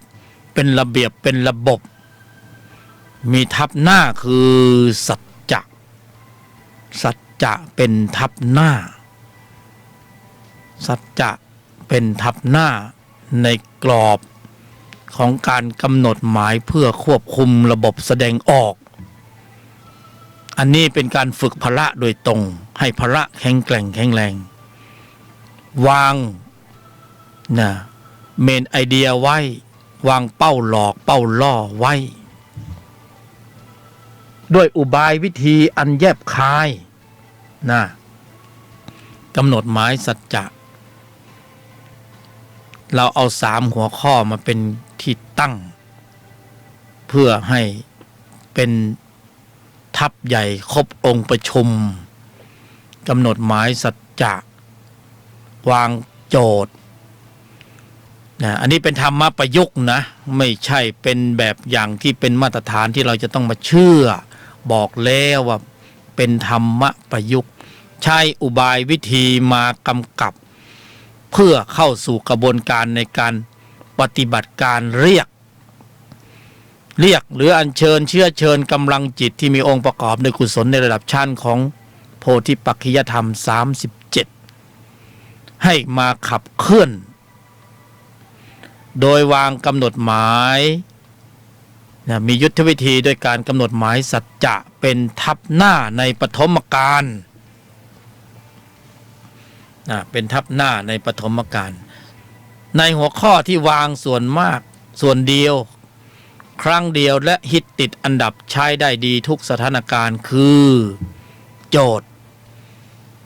ไม่พูดไม่โกรธไม่เห็นผิดไม่พูดไม่โกรธไม่เห็นใครผิดสามสเต็ป3ข้อเป็นบทนำให้สัจจะได้ดำเนินตามบทนำนี้ไม่พูดไม่โกรธไม่เห็นผิดใหม่ๆมันก็กระด้างกระเดืองกระด้างกระเดืองเพราะความคุ้นชินในการดำเนินธุระอย่างนี้ยังไม่ปรากฏเรามีความจำเป็นอย่างยิ่งที่จะใช้ยุทธวิธีอย่างนี้ในปฐมกาลแล้วผูกกำหนดหมายเป็นระยะเวลาที่ฟิกเลยที่เป็นระยะเวลาที่กำหนดหมายตามนั่นเช่นว่ากำหนดหมายควบคุมการแสดงออกไม่พูดไม่โกรธไม่เห็นผิดโดยประมาณ1 ชั่วโมงช่วงเวลา9 โมงเช้าถึง10 โมงเช้าหรือ1 ทุ่มถึง2 ทุ่มแล้วแต่นี่คืออุบายวิธีกำหนดหมายเมื่อกำหนดแล้วชีวิตประจำวันของเราอยู่อย่างปกติแต่ในใจนั้นเรามีสัจจะมีนัดหมายกับหัวข้อของการบำเพ็ญชีวิตอยู่อย่างปกติแต่ในใจนั้นบริหารอยู่ในภายในเป็นธุระธรรมในภายในกำหนดหมายสัจจะในปฐมกาลถ้าวสีชำนิชำนาญนอกจากการผูกชั่วโมงแล้วเราก็ปล่อยไปในชีวิตประจำวันเวลาต้องสื่อสารสัมผัสกับรูปอื่นนามอื่นในเรื่องราวต่างๆในใจก็กำหนดหมายอยู่ในภายในระลึกรู้อยู่ถึงสัจจะที่วางไว้เวลาต้องสื่อสารกับบุคคลทั่วไปเราก็ต้องเตือนตนเองอยู่ตลอดเวลาการเตือนตนเองอยู่ตลอดเวลานี่แหละเป็นหน้าที่ของธรรมที่ชื่อว่าโยนิโสมนสิการหลังจากที่สัจจะเป็นเหตุโยนิโสมนสิการเป็นผลเขาก็จะมาทำหน้าที่กำกับประสานหล่อเลี้ยงให้เป็นไปตามนโยบายของใจที่ได้วางไว้ไม่พูดไม่โกรธไม่เห็นผิดโยนิโสมนสิการก็เข้ามากำกับอยู่ตลอดเวลาและพร้อมได้สูตรกำกับตลอดเวลาหล่อเลี้ยงด้วยสูตรสำเร็จเคล็ดวิชาที่ไม่ลับซึ่งสูตรนี้ก็ต้องตามด้วยโยนิโสมนสิการถึงหัวข้อของการบำเพ็ญ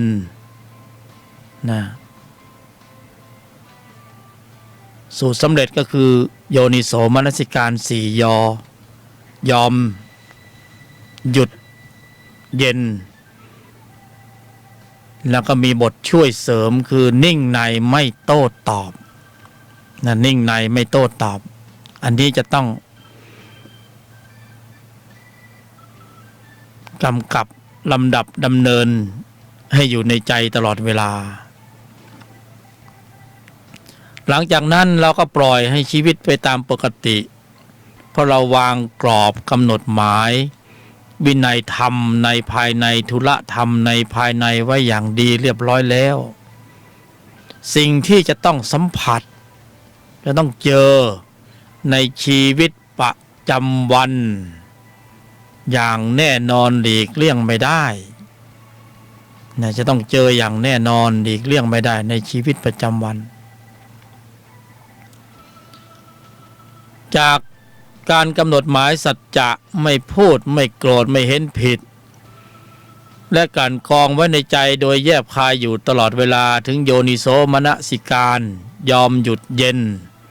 นิ่งในไม่โต้ตอบจะต้องเอาไปใช้ในสถานการณ์ที่จะต้องเจอกับการเสียหน้าเสียราคาเสียผลประโยชน์คือข้อสอบนะวิชาบังคับข้อสอบในชีวิตประจำวันนี่พวกเราทั้งหลายก็ต้องเจอข้อสอบเหล่านี้โดยปกติอยู่แล้วแต่เราไม่ได้มีการลำดับดำเนินในโอกาสนั้นๆเราไม่ได้ใช้ทำเข้ามากำกับในโอกาสที่เราสัมผัสในโอกาสที่เราเสียหน้าเสียราคาเสียผลประโยชน์เสียความรู้สึกเสียเกียรติเสียฟอร์มเสียบุคคลอันเป็นที่รักเสียของเสียเงินเสียทองเนี่ยอันนี้มันเป็นวิชาบังคับเราหนีไม่พ้นแต่เราต้องสัมผัสต้องเจอทุกรูปทุกนามในชีวิตประจำวันแต่เราก็จะใช้โอกาสนี่แหละซึ่งมันก็มีมาตลอดเราจับเอาโอกาสเหล่านี้เป็นข้อสอบเป็นอุปกรณ์พร้อมด้วยใจของเรามีวินัยธรรมที่กำกับอยู่ก่อนที่จะมีการกระทบสัมผัสเรามีการกำกับอยู่ก่อนที่จะมีการกระทบสัมผัสก่อนสัมผัสแล้วเราจึงมีการกำกับไว้ก่อนเช่นเรากำกับว่าไม่พูดไม่โกรธไม่เห็นผิดต่อสิ่งแวดล้อมที่ปฏิสัมพันธ์บุคคลสัตว์ของสัตว์เลี้ยงสิ่งของเรื่องราวหน้าที่การงานต่างๆต้องกำกับอยู่ก่อนในภายในแล้วบทปฏิบัติการก็คือโยนิโสมนสิการยอมหยุดเย็นแม้นว่าเราต้องเสียหน้าเสียราคาเสียผลประโยชน์เสียความรู้สึกเสียเกียรติเสียฟอร์มเสียเงินเสียทองเสียของรักเราจะต้องยอมไม่มีอะไรได้มาฟรีๆเพราะเรายอมแลกผลประโยชน์ความรู้สึกเกียรติยศชื่อเสียงเงินทองยอมหยุดเย็นนิ่งในไม่โต้ตอบถ้าผู้ปฏิบัติธรรมได้อย่างนี้ผลที่จะเกิดก็คือส่งผลสู่การกำเนิดกำลังของจิตที่มีองค์ประกอบด้วยกุศลในระดับชั้นของพละสถานการณ์สร้างวีรบุรุษวีรสตรีโลกสัมผัสเมื่อกี้นี่นะสร้างพละหรืออาริยจิตก็คือตัวตนที่มีกำลังในการทนต่ออำนาจของจิตชั้นตัวเวลาเสียผลประโยชน์เสียหน้าเสียราคาจิตชั้นตัวก็คือกิเลสสายมารสายเกิดเนี่ยมันจะขึ้นสู่วิถีจิตมันจะขึ้นสู่วิถีจิตตนพละได้ทำงานแล้วล่ะได้ทำหน้าที่แล้วล่ะในการที่จะควบคุมสถานการณ์ของใจให้นิ่งในไม่โต้ตอบนั่นคือผลงานของพละเมื่อพละทำงานพละทำหน้าที่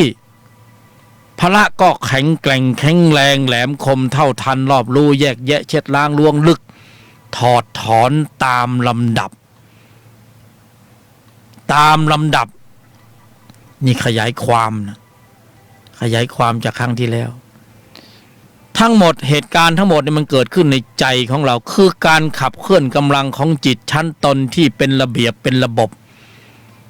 เป็นองค์คณะใหญ่เป็นริ้วขบวนใหญ่เป็นกองทัพใหญ่โดยมีทัพหน้าคือสัจจะเป็นทัพหน้าในปฐมกาลทัพรองทัพหน้าคือโยนิโสมนสิการ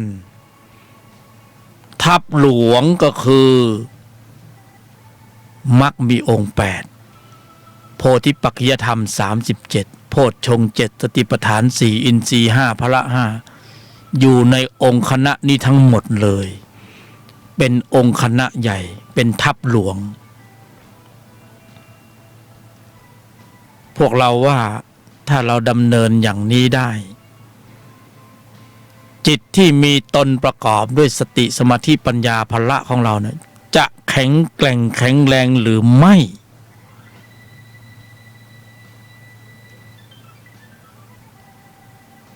จะแข็งแกร่งแข็งแรงหรือไม่ตอบตัวเองด้วยตนเองเราปรารถนาความสงบความนิ่งด้วยเหตุแห่งสมถะเราก็มีความเพียรพยายามแต่เพียงแค่กำหนดหมายอย่างเบาๆเล็กๆควบคุมการแสดงออกให้ได้ตามหลักที่นำเสนอไปเมื่อกี้นี่นะก็เกิดวิตกวิจารปีติสุขเหมือนกันเกิดสงบเหมือนกันเกิดนิ่งเหมือนกัน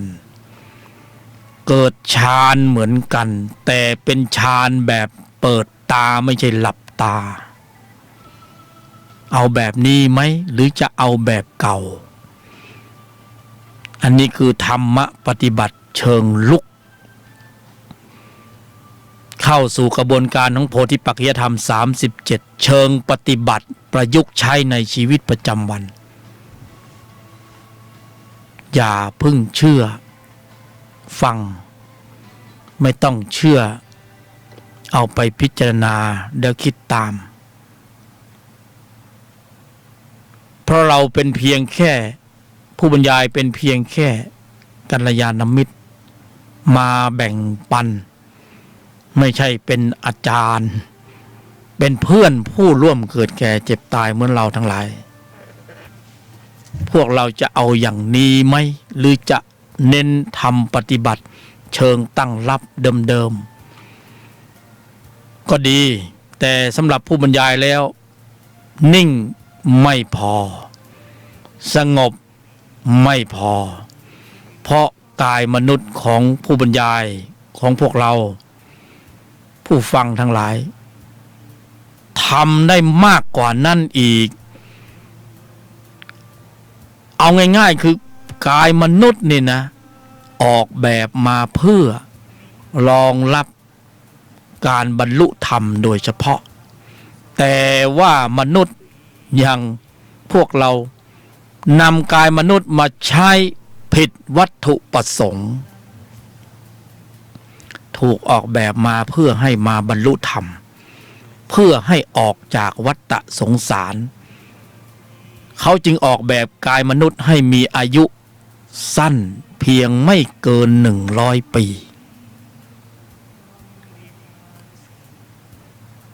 ธรรมชาติจึงออกแบบมาอย่างนี้เขาเห็นว่าสรรพสัตว์เวียนตายเวียนเกิดหล่อเลี้ยงด้วยความทุกข์แบบสาหัสสากันในภูมิต่างๆธรรมชาติก็ยังเมตตาให้โอกาสว่าถ้ามันทุกข์มากมันเบื่อหน่ายแล้วก็มาเกิดเป็นมนุษย์แล้วปฏิบัติธรรมตามแนวที่พระพุทธเจ้าค้นพบแล้วออกจากเกมไปเสียเถิดอยากกลับมาให้เห็นหน้ากันอีกออกจากเกมไปเสียคือนิพพานไปเสียไม่ต้องกลับมาเจอความทุกข์อีกเอาแบบนี้ไหมเขาออกแบบมาอย่างนี้เขาจึงออกแบบให้กายมนุษย์สั้นอายุมันสั้นนิดเดียว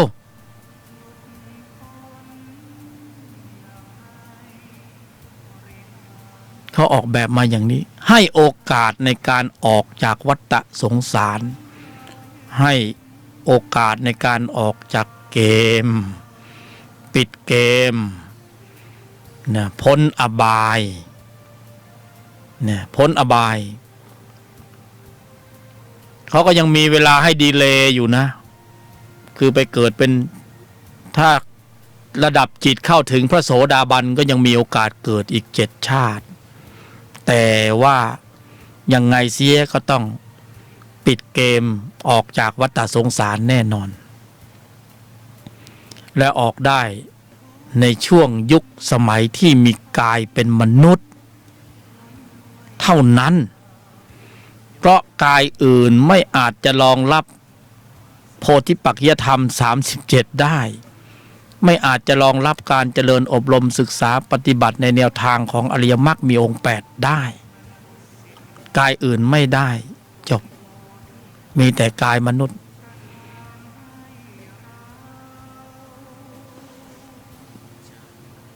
มองในไตรลักษณ์ให้นาวัฏสงสารเวียนมาอยู่นานพบผ่านแต่เศร้าหลุดพ้นอย่างไรบริหารจิตเอาพระพุทธเจ้าสอนเราเห็นทาง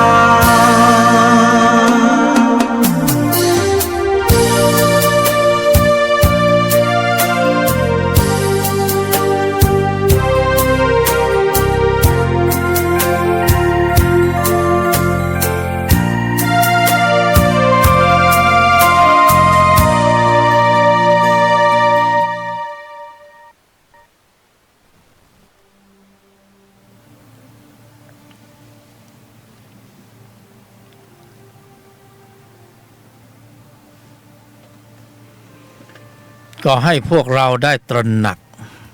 เนี่ยได้ตระหนักจริงๆแล้วมันหลักการมันก็มีไม่มากเนี่ยแต่ว่าขยายความ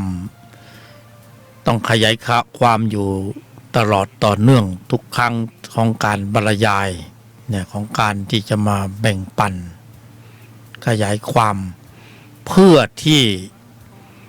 นะการจุดประกายจุดกำลังเนี่ยจุดระเบิดเครื่องยนต์กลไกของจิตที่มีองค์ประกอบในใจของพวกเราทั้งหลายและจุดสตาร์ทเพียงครั้งเดียวแล้วเขาก็ขับเคลื่อนของเขาไปเองโดยอัตโนมัติไม่ต้องมาตอกย้ำเพราะว่าถึงเราไม่ระลึกนึกถึงวินัยในการดำเนินในธุรธรรมในภายใน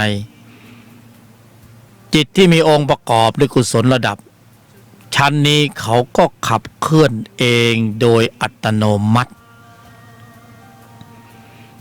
จนแข็งแกร่งแข็งแรงเข้าสู่ลำดับของตนในภายในเนี่ยปรากฏเป็นผลเป็นฌานเป็นปัญญาเป็นญาณในที่สุดอันนี้ในภายในของทุกรูปทุกนามเกิดขึ้นได้แต่ต้องจุดประกายเสียก่อน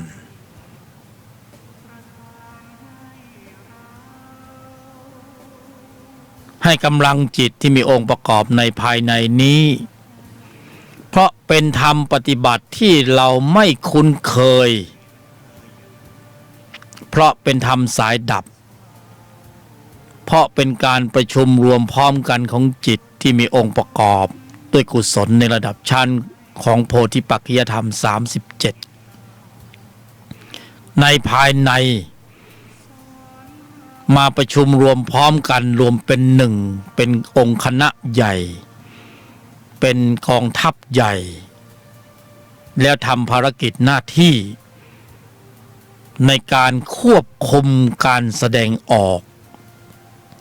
เป้าหมายคือการควบคุมระบบแสดงออก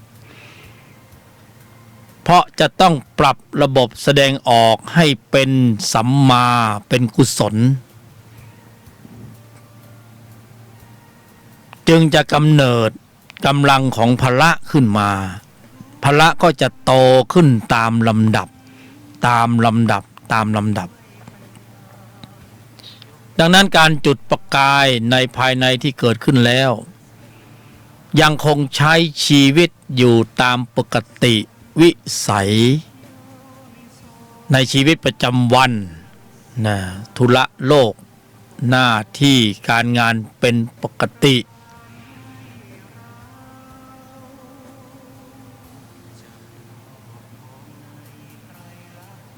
ดำเนินได้ในชีวิตประจำวันตามปกติ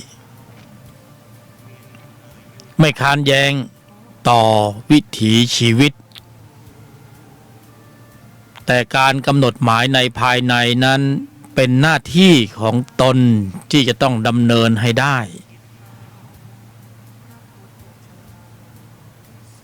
ท่ามกลางกระแสสัมผัสที่หมุนเวียนมาทางทวารต่างๆนั่นคือข้อสอบอย่างดี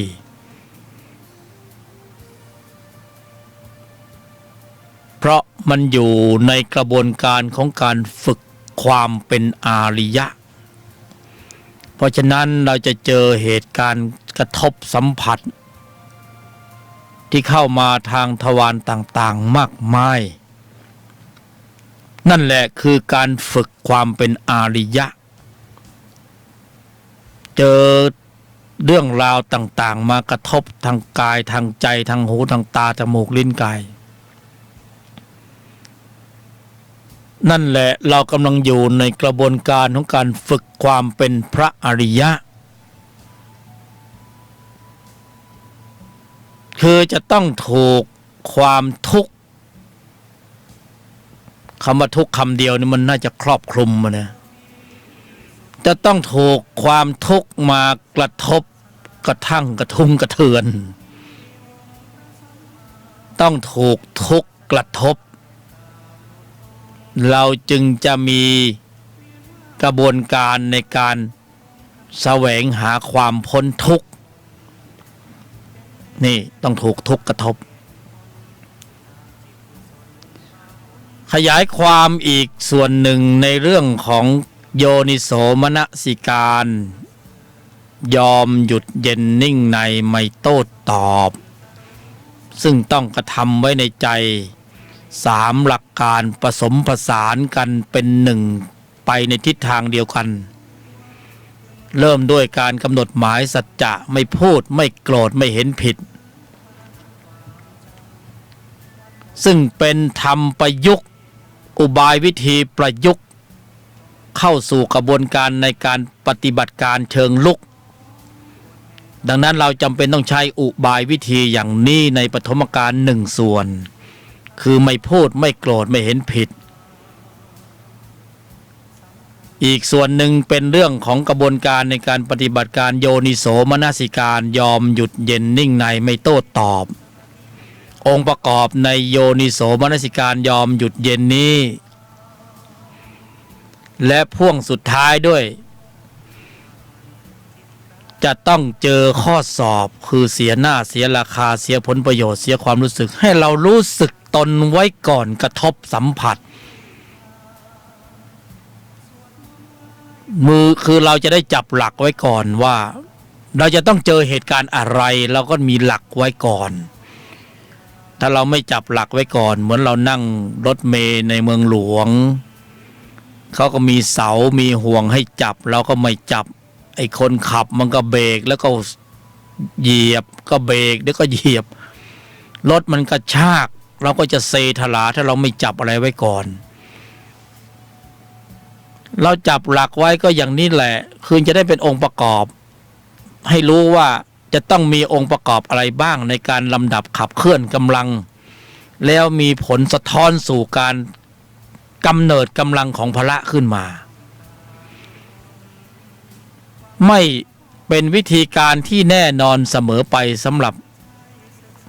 การปฏิบัติธรรมเพราะในแนวทางนี้อาจจะไม่จำเป็นต้องไปเหมือนคนอื่นหรือไม่ซ้ำกับผู้อื่นแต่นี่คืออุบายวิธีในการนำตนเข้าสู่ธรรมะเพราะเราศึกษาบัญญัติมาเราก็ต้องมาสู่แนวทางในการปฏิบัติแต่ละคนไม่จำเป็นว่าจะต้องเหมือนกันแต่นี่เรานำเสนอโดยวิธีการโดยเยี่ยงอย่างนี้เพราะเราถือว่าผู้บรรยายก็ถือว่ามันพอใช้ได้ ดีในระดับหนึ่งจึงได้นำเสนอ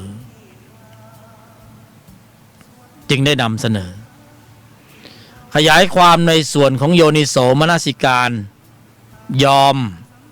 โยนิโสมนสิการนี้เป็นที่รู้เป็นที่เข้าใจอยู่แล้วว่ากระทำไว้ในใจโดยแยบคายเป็นธรรมสำหรับการประสานระหว่างไม่พูดไม่โกรธไม่เห็นผิดหนึ่งส่วนโยนิโสมนสิการยอมหยุดเย็นนิ่งในไม่โต้ตอบหนึ่งส่วนระหว่างเสียหน้าเสียราคาเสียผลประโยชน์อุปกรณ์จุดสัมผัสจะต้องเจอหนึ่งส่วนแล้วผสมประสานกันเป็นหนึ่งแล้วจะกำเนิดกำลังขยายความในส่วนของโยนิโสมนสิการก็คือยอมในที่นี้คือหมายถึงสภาวะของทุกขสัจ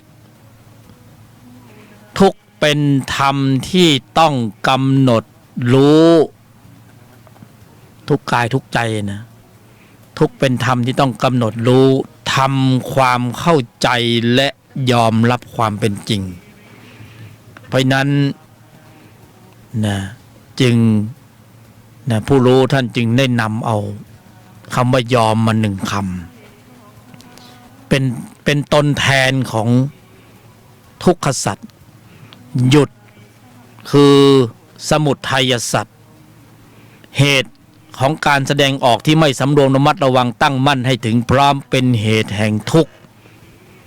เหตุของการแสดงออกที่ไม่สำรวมระมัดระวังตั้งมั่นให้ถึงพร้อมเป็นเหตุแห่งทุกข์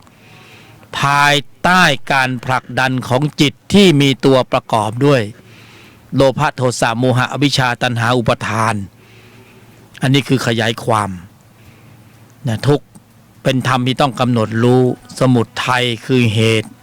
เป็นธรรมที่ต้องกำหนดละจึงใช้คำว่าหยุดเป็นตัวแทน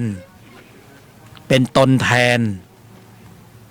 เย็นก็คือสภาวะของความสงบระงับก็คือนิพพานนะยอมหยุดเย็นนิ่งในไม่โต้ตอบคือการขับเคลื่อนกำลังของจิตที่มีองค์ประกอบด้วยกุศลในระดับชั้นของมรรคในภายในเนี่ยยอมจึงสรุปออกมาเป็นสูตรสำเร็จเคล็ดลับซึ่งก็ได้รับการถ่ายทอดมาจากเบื้องบนแต่ไม่ปรากฏไม่รู้อยู่ไหนแต่รู้แต่ว่าเบื้องบนประทานมาให้ผู้บรรยายก็มีหน้าที่เอามาสาธยายต่อและเอาไปทดลองปฏิบัติปรากฏว่าได้ผลพละมีกำลังแข็งแกร่งแข็งแรงขึ้นตามลำดับจิตที่มีตัวประกอบด้วยโทสะเมื่อก่อนมีความเข้มข้นสูงพอกระทบสัมผัสมันก็จะวิ่งขึ้นสู่วิถีจิตผลักดันให้เกิดระบบคิดพูดทำที่ล้มเหลวตอนหลังมันไม่ขึ้นพอมีพละห้าเข้าไปควบคุมสถานการณ์ของใจไว้ก่อนจิตที่มีตัวประกอบด้วยโทสะไม่อาจจะเบียดขึ้นสู่วิถีจิตมันก็สั่งใจไม่ได้เมื่อมันสั่งใจไม่ได้ระบบคิดพูดทำก็อยู่ภายใต้การควบคุมของพละห้าพละห้าก็ไม่เปิดโอกาสก็ปรับสภาวะใจให้เป็นกุศลอยู่อย่างนั้นจิตที่มีตัวประกอบด้วยโทสะมันขึ้นไม่ได้มันสงบระงับดับเย็นลงไปทันทีทันใดถ้าพวกเราปรารถนาความนิ่งความสงบใจความเย็นใจกว่าเราขมักเขม้นเราเหนื่อยมากในการพยายามฝึกแบบสมถะทำตั้งรับเนี่ยเอาแบบนี้ไหมสงบเหมือนกันนิ่งเหมือนกันแต่สงบแบบสมถะเนี่ยจิตที่มีตัวประกอบด้วยอกุศลเนี่ยมันยังผุดโผล่ได้อยู่เพราะเวลาเราเผลอมันก็ขึ้นต่อแต่ไอตัวนี้คือสมุจเฉทมันไม่ขึ้นแหละถ้าตนแบบนี้สมุจเฉทมันไม่ขึ้นเลยแล้วเราจะเห็นว่าโอ้ธรรมะของพระพุทธเจ้าสุขุมลุ่มลึกละเอียดอ่อนหลายชั้นเชิงซ้อน ถึงแม้ว่าจะสุขุมลุ่มลึกละเอียดอ่อนหลายชั้นเชิงซ้อนขนาดนี้นะแต่เอาใจหน่อยก็ไม่หนีองค์ภูมิความรู้ความสามารถของการเกิดเป็นมนุษย์อย่างพวกเราทั้งหลายไปได้ก็คือปฏิบัติได้ใครมนุษย์นี่รองรับทำชั้นนี้โดยเฉพาะนะทุกคนมีโอกาสหมด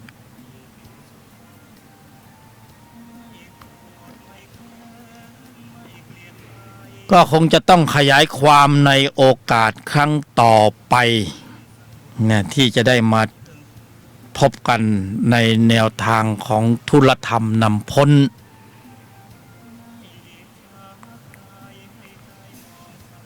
ก่อนจากกันก็จะขอนำเสนอหมายเลขโทรศัพท์สำหรับผู้ที่สนใจเป็นกรณีพิเศษอยากจะคุยกับกัลยาณมิตรยกธรรมเราเป็นเพื่อนกันแบ่งปันกันนะมีเงินก็แบ่งกันใช้มีทำดีๆใช้ดีทำดีได้ดีแล้วก็บอกต่อนะสำหรับผู้บรรยายมาเล่าสู่กันฟังนะสายด่วนธรรมปฏิบัติ090-320-1879สายด่วนธรรมปฏิบัติ090-320-1879รัตนะมหันธโยสุขโสรัตนะหันตระสาธุตังขออนุโมทนาในกำลังของจิตที่มีองค์ประกอบด้วยกุศลนะเป็นอันมากได้เจริญเกิดขึ้นในใจของท่านทั้งหลายนะขออนุโมทนา